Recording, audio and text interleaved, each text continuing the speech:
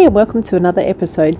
Well, you know how you bop around the house doing this and that, your bits and bobs that you're doing, and you get these random thoughts in your head. I was doing that just before and I couldn't help but laugh at Meghan Markle. I reflected on her stupid cooking show and I wondered if she really watched it and watched how she acted and what she was actually presenting to people. If she really took it all in, or she just sits there with her popcorn and goes, oh my God, that's me on Netflix, I did that. And Harry saying how happy and, he's so proud of her. Proud of what? Throwing some stuff on the table, blowing up some balloons and inviting some people. I suspect they were paid because they were part of the program, to have a lunch with them. What is he actually proud of? What is Meghan Markle proud of her achievements in life? I mean, she could be proud of the fact that she's a continual bullshit artist and gets called out about her lies constantly. Not just by YouTubers, by mainstream media now. And the likes of Megyn Kelly. Even Oprah, there was an article about Oprah calling her out about her using the Sussex name. Now, if she was using that name, you'd suspect these people that were on the program to have known that. They would have known that because she would have written emails to them and signed it off as Meghan Sussex, not Meghan Markle. Apart from her trying to stay relevant in the royal family or have, a title as such, and use it to her advantage, I suspect she got sick of people saying they were markled. But people are still going to say that. You can turn it and toss it and change it and wash it. It's still the same. She's still the same person. She can continually try to rebrand herself, which I've never understood that anyway, because what brand was she? I mean, yacht brand? Slapper brand? Can you tell me what brand was she? No name brand, cheap brand, Walmart brand. I just don't understand this woman. She continually shows up and shows how stupid she is. First of all, that pasta dish. Being Italian, Australian, oh my God, that actually made my blood boil. My deceased parents would be rolling in their graves going, what is wrong with this stupid woman? Putting raw pasta into a pan and putting boiling hot water on it. I mean, seriously, how disgusting. And then she shows us how much talent she doesn't have because she can't even decorate a sponge cake that obviously someone else baked prior. I mean, yes, the goings on of the flowers sprinkled everywhere. That is another whole lot of shit. And one of the funniest things I thought of was, I always undersalt when I cook. I don't particularly like salt. I only like salt on hot chips or fish and some prawns. That's all I like salt on. But it's normal for anyone to grab the salt and pepper when they go and eat their dinner and they season it to their tasting. It's a common thing to undersalt when you're cooking, so then it gives the person eating it to then season it to their taste. Oh, Harry always has to put more salt on his food. Well, that's just normal. That's what normal people do. Like, in what reality is this woman living in? I keep saying that she's got 6,000 personalities. I think I might add a few more of her personalities. Could you imagine Gordon Ramsay watching this? Or the royal family? How much they would take the piss out of her? Of what she's presenting? It's like she's got this real identity crisis, and I think she's had this all her life.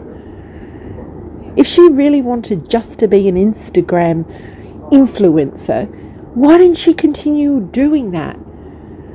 She says in this series, I was, I couldn't do this before, obviously having a dig at the royal family. I just want to show my creativity. What creativity? Cutting fruit and veg up. Half of those vegetables on that board as well. That's a choking hazard for a child. You're giving a 3-year-old choking hazard vegetables. Here, have a bit of carrot. Choke on that. Oh, gosh, she's stupid. Stupid woman. I just don't understand her. And then lying again on Drew Barrymore. I never knew I was going to meet Prince Harry. Yes, you did, you bitch. You're the one that stalked him. You're the one that seeked him out. You're the one that begged, borrowed, stole, to get to him. Because you could not have Prince William. You couldn't have him. He was taken by a wonderful woman, an actual woman, not this little girl pretending to be a princess, a duchess, a queen, a whoever. She really has an identity crisis, an absolute identity crisis. She doesn't know who the hell she is. I don't want to be a Ragland. I don't want to be a Markle. I'm 43% Nigerian. I was born in California. I wanted to be an actress, but I was married to a producer and I couldn't even get a role.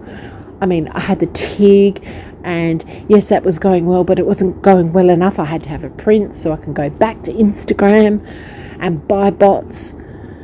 I'm going to be a mother, but I'm not going to be a mother because I can't carry children. But then when I pretended to carry a child, I thought about throwing myself off a balcony because I was so bullied and kill my unborn child. Like, really? What is she ever going to say to Archie when he's a teenager and he asks, Mum, why were you going to off yourself when you were allegedly pregnant with me? What is she going to say? Oh, you know I didn't carry you. It was all for show. It was all for drama. Like, seriously? This woman is actually warped in the head.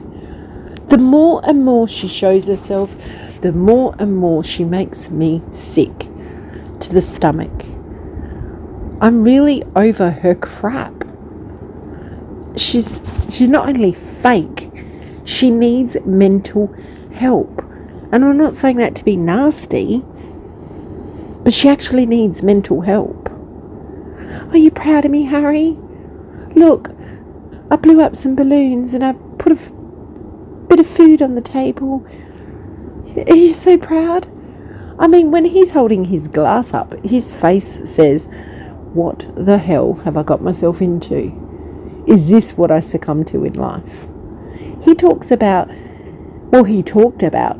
Prince William and his father being trapped in an institution and they can't get out. I'm sorry about Harry's trapped in a mental institution in Montecito. And he's never going to be getting out of that institution because he's always going to be linked with that psycho Sally. Let that sink in. He's the one that's trapped in this bullshit children's scam, trapped with being the husband of an ex-yacht girl, trapped with being with this liar that absolutely lies about her family and her upbringing. She's a fraud. Not only is she a fraud, she's got mental health issues. And I think that's why they make a good couple, because he never addressed his mental health issues. He tried to address them with psychologists and counsellors, etc. But I suspect all he does is smoke the happy tobacco 24/7. She drinks the wine and they're just happy together, being off their faces and living in La La Land. Oh, look, Netflix is going to pay us all these millions of dollars for me to put some shit together. We all know she has a private chef. Remember, they took the private chef on their fake royal tours? Do you recall she didn't like the smell or the taste of egg in the cake at Buckingham Palace, but now she's cooking everything with eggs? Oh, look, the chickens have laid eggs. No shit, Sherlock. But bees have made honey. No shit, Sherlock. She's a fucking Looney Tune. Like, seriously, she's an absolute Looney Tune. And I'm getting sick of her. Let me know what you guys think. I hope you're all well. Keep smiling. And hopefully one of these days soon, the pair of them can piss off. Anyhow, bye for now. Talk to you soon. Bye.